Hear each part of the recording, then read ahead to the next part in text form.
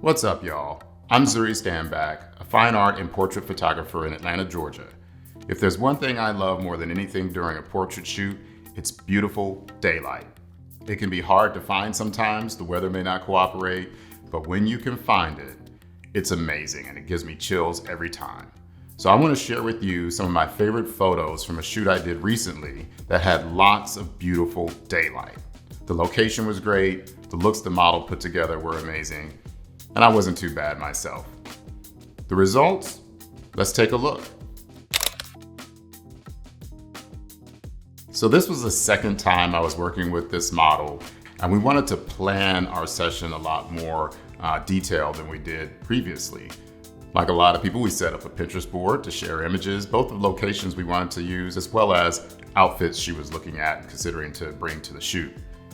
We started around 2 o'clock in the afternoon, and it was July in Atlanta. Weather was perfect. There was some clouds there, here and there, that helped diffuse the light, but nothing that really ruined what we were trying to do.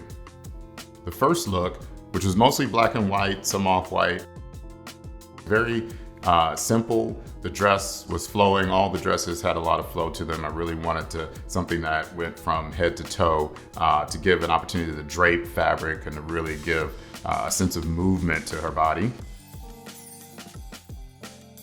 We tried different poses on the sofa, which was getting some really good direct light from one of the windows. And then we also had her stand in front of one of the other windows directly, giving kind of a longing look out of the window. There was also a nice full-length mirror next to one of the windows, and we got some really interesting reflection shots. I loved those a lot.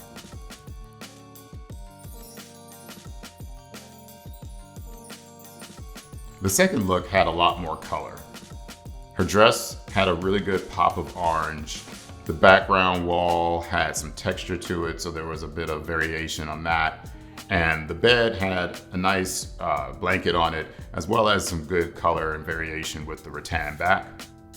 And then some simple objects up on the shelf kind of helped round that out. We didn't do too many poses in this scene. It really just had the bed. It was a little bit far away from the daylight windows. So I used some extra lighting, some artificial lighting to help give it some extra pop. Despite not a lot of different poses in this scene, I love the results just the same. The final look was outside. This location had plants and furniture that gave you a sense of being on an island or being on a Pacific coast. Her dress was a little bit more form-fitting, but still long head to toe to really give a sense of movement. There were these beautiful sheer drapes that were hanging as well. We were able to catch those flowing in the wind for some of the shots.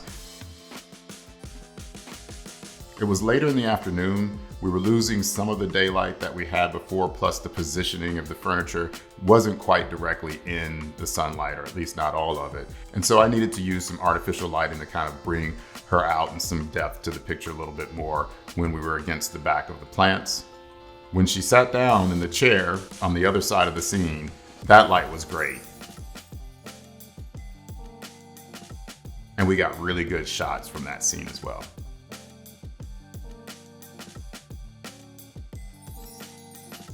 Well, that's it. Hopefully you enjoyed a little bit of behind the scenes information on this shoot. Maybe now you like daylight photographs as much as I do.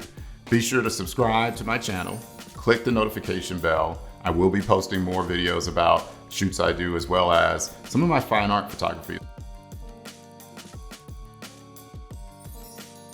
So look forward to it. Thanks.